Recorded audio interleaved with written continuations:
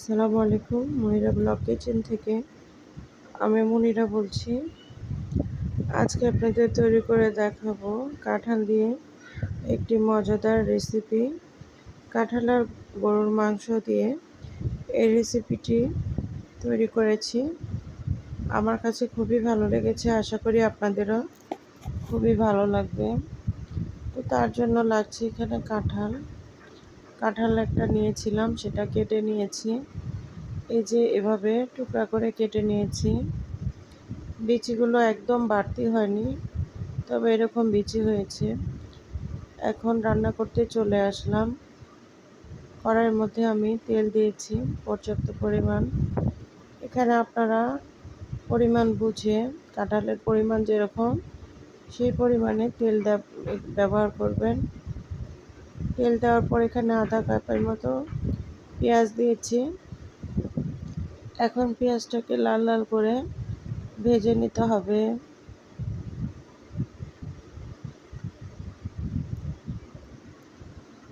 তো এই যে এখন পেঁয়াজটাকে লাল লাল করে ভেজে নিয়ে এখানে কিছু গরম মশলা দিয়ে দিয়েছি। দারচিনি, লবঙ্গ, এলাচ, শুকনো মরিচ আর তেজপাতা।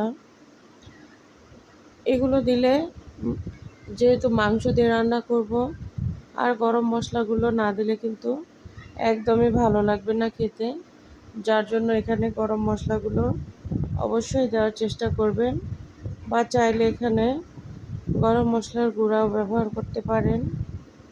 তো পেঁয়াজটা যখন লাল লাল করে ভাজা হয়ে যাবে, এখানে 2 টেবিল চামচ আমি আদা রসুন বাটা দিয়ে দিলাম। তো দেওয়ার পরে এখন এগুলোকে আমি ভালো করে নেড়ে চেড়ে নিব।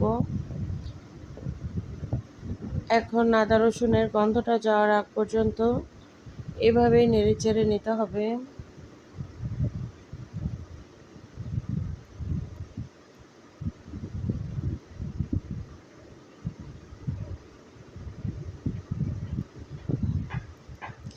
এখন মশলাটাকে কষানোর জন্য কিছুটা পানি দিয়ে দিব। পানি না দিলে কিন্তু এখানে আধা কাপের মতো পানি দিয়েছি। দিয়ে এখন এখানে মশলা দিয়ে দিব। আমি এখানে মরিচের গুঁড়া দিয়েছি 1 টেবিল চামচ। এরপরে ধনিয়ার গুঁড়া 1 চামচ, লবণ 1 টেবিল চামচ, হলুদ 1 চামচ আর জিরার গুঁড়া দিয়েছি 1 চামচ। সবগুলো মশলা একসঙ্গে দিয়ে দিয়েছি। দিয়ে এখন ভালো করে কষিয়ে নেব। মশলাটাকে এখানে যত ভালো করে কষাইতে পারবেন, তরকারির টেস্টটা কিন্তু তত ভালো লাগবে। তো এই যে এখন মশলাটাকে খুব সুন্দর করে সময় নিয়ে কষিয়ে নিচ্ছি। অনেক ধোঁয়া উঠছে। এই চুলাতে রান্না করলে প্রায় দেখি এরকম ধোঁয়া ওঠে। তো প্লিজ একটু মানিয়ে নেবেন। তো এখন ঢাকনা দিয়ে ঢেকে মশলাটাকে আরও ভালোভাবে কষিয়ে নিলাম। এখন আমি এখানে কিছুটা গরুর মাংস ব্যবহার করব, তবে এখানে ফ্রেশ গরুর মাংস ছিল না। এখানে অল্প কিছু গরুর মাংস আর গরুর তেল চর্বি যেগুলো থাকে সেগুলো ছিল, তো সেগুলো দিয়ে দিলাম। আসলে ফ্রেশ গরুর মাংসর চাইতে এরকম তেল তেল দিয়ে রান্না করবেন, ভালো লাগবে। বা চাইলে এখানে গরুর মাংস দিয়েও রান্না করতে পারেন। তো আমি এখানে তেল চর্বি দিয়েই রান্না করছিলাম।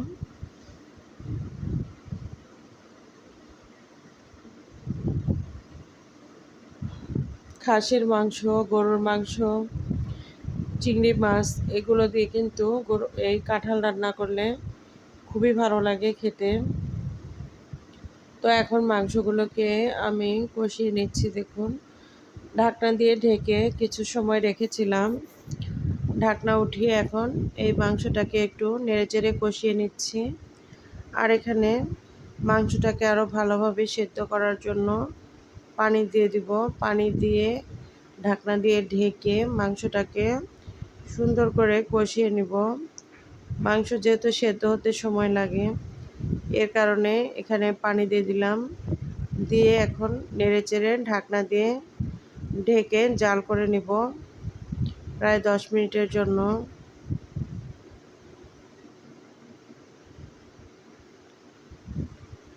10 মিনিট পরে ফিরে আসলাম। এখন দেখুন মাংসটাকে আমি এভাবে আরও কিছু সময় নেড়েচেড়ে কষিয়ে নিচ্ছি। এখন কিন্তু মাংসটা আমার পুরোপুরি সেদ্ধ হয়নি, সেদ্ধ হতে আরও সময় লাগবে, তবে সমস্যা নেই। এখানে এখন কাঁঠাল দিয়ে দিব। দিয়ে এটা কাঁঠাল দেওয়ার পরেও কিন্তু অনেক সময় জাল করে এই রান্নাটা করতে হয়। ঘড়ি ধরে প্রায় 40-50 মিনিট সময় লাগে এই রান্নাটা করতে, মাংস দিয়ে রান্না করলে। আর অন্যান্য উপকরণ দিয়ে রান্না করলে হয়তো এত সময় লাগে না। তো এখন আমি এখানে কিছুটা পানি দিয়ে এটাকে ঢাকনা দিয়ে ঢেকে জাল করে নিব। এখন ঢাকনা উঠিয়ে নেড়ে চেড়ে দিব। এর মাঝে আমি আরেকবার নেড়ে দিয়েছিলাম। এই যে দেখুন, কাঁঠাল যেহেতু টাটকা, একদম ফ্রেশ টাটকা, সেদ্ধ হতে সময় লাগবে না। তারপরেও পুরা রান্না করতে 40-50 মিনিট আমার সময় লেগেছিল। তো এখন এই যে নেড়ে চেড়ে নিচ্ছি। এখানে আপনারা যদি চান গুঁড়ামরিচের পরিমাণটা বাড়িয়ে দিতে পারেন, এতে কালারটাও ভালো আসবে। আর যারা বেশি ঝাল খেতে পছন্দ করেন তাদের কাছেও ভালো লাগবে। তো ঢাকনা দিয়ে ঢেকে রেখে দিয়েছি। এই যে দেখুন, এখন এটাকে এভাবে নেড়ে চেড়ে কষিয়ে নিব।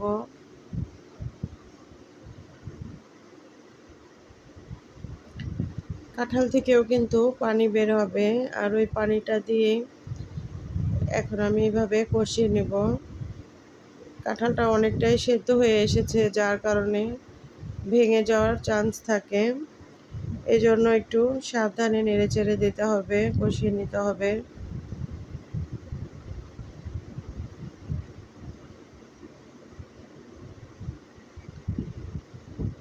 কাঁঠাল আসলে পাকা খেতেও যেরকম ভালো লাগে, আর রান্না করে খেতেও কিন্তু ওরকমই ভালো লাগে। এই যে একদম 90% সেদ্ধ হয়ে গিয়েছে। আর বাদবাকিটা আমি ঝোল দিয়ে পানি দিব, যেটা সেই ঝোলের পানি দিয়ে কিন্তু পুরোপুরি সেদ্ধ হবে। ভালো কথা, আপনাদের কাছে একটা টিপস দেই, সেটা হচ্ছে কাঁঠাল কাটার আগে অবশ্যই হাতে সরিষার তেল লাগিয়ে নেবেন। আর যে ছুরি বা বটি দিয়ে কাঁঠাল কাটবেন, সেটাতে যদি আঠা হয়ে যায় বেশি, সেটা যদি উঠতে না চায়, সেক্ষেত্রে গ্যাসের চুলা বা আগুন, এটার উপরে বটি বা ছুরিটা ধরবেন কিছু সময় আগুনের উপর, তাহলে দেখবেন আঠাগুলো চলে যাবে, একদম একটু আঠাও থাকবে না।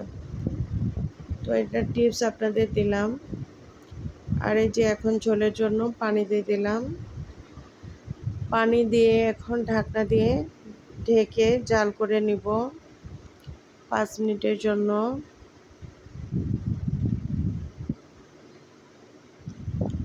হাতে অবশ্যই সরিষার তেল দিয়ে কাঁঠালটা কাটবেন। আর কাঁঠালটা কাটার পরে পানির মধ্যে ভিজিয়ে রাখবেন। এতে করে দেখবেন কাঁঠালের কষগুলো বেশি বের হবে না বা হাতেও লাগবে না। তো এই যে দেখুন, আমার তরকারিটা প্রায় হয়ে এসেছে, ঝোলটাও কমে গিয়েছে। তো এখন আমি আর কিছু সময় ঢাকনা দিয়ে ঢেকে রেখে দেব। এখন ঢাকনা দিয়ে ঢেকে রেখেছিলাম, উঠিয়ে নিলাম। এই যে একটু নেড়ে চেড়ে এখন আমি এখানে ভাজা জিরার গুঁড়া আর গরম মশলার গুঁড়া দিয়ে দিব। এতে করে টেস্টটা খুব ভালো আসবে।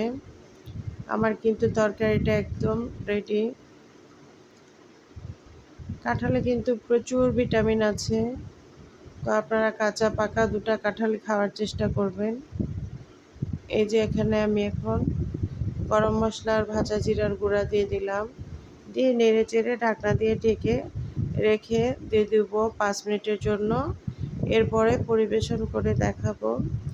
এই যে দেখুন, মাশাআল্লাহ আমি অতিরিক্ত কালার দিইনি, মরিচ দিইনি, যার জন্য কালারটা এরকম এসেছে। তো খেতে কিন্তু অসাধারণ ছিল। এতক্ষণ সময় নিয়ে যারা আমার ভিডিওটি দেখেছেন সবাইকে অসংখ্য অসংখ্য ধন্যবাদ।